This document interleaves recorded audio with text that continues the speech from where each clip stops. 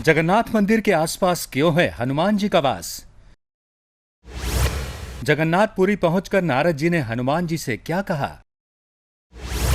हनुमान जी ने अपने पिता पवन देव का आवाहन क्यों किया? भारतीय राज्य उड़ीसा सप्तपुरियों में से एक है। पुरी, जहां पर प्रभु जगन्नाथ का विश्व प्रसिद्ध मंदिर है, इसे 4 धामों में एक माना जाता है। इस मंदिर को राजा इंद्रदुम्न ने हनुमान जी की प्रेरणा से बनवाया था। कहते हैं कि इस मंदिर की रक्षा का दायित्व प्रभु जगन्नाथ ने ही श्री हनुमान जी को सौंपा था। यहाँ के कण कण में हनुमान जी का निवास है। हनुमान जी ने यहाँ पर कई तरह के चमत्कार बताए हैं। उन्हीं में से एक है समुद्र के पास स्थित मंदिर के भीतर समुद्र की आवाज को रोक देना। इस मंदिर के चारों द्वार के सामने रामदूत हनुमान जी की चौकी है, अर्थात मंदिर है।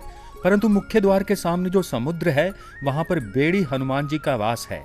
यहाँ जगन्नाथपुरी में सागर तट पर बेड़ी हनुमान जी का प्राचीन एवं प्रसिद्ध मंदिर है।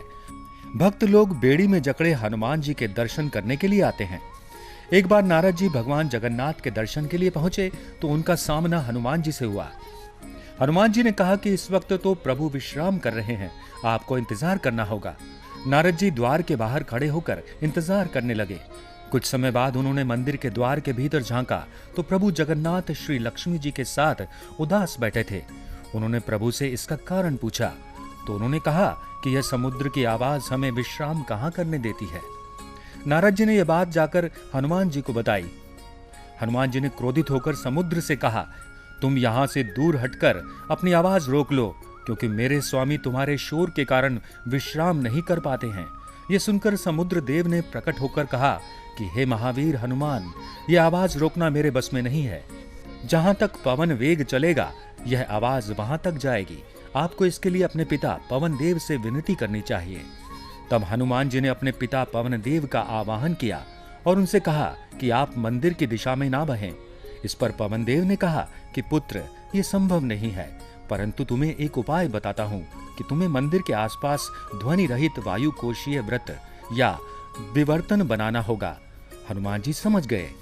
तब हनुमान जी ने अपनी शक्ति से खुद को 2 भागों में विभाजित किया और फिर वे वायु से भी तेज गति से मंदिर के आसपास चक्कर लगाने लगे।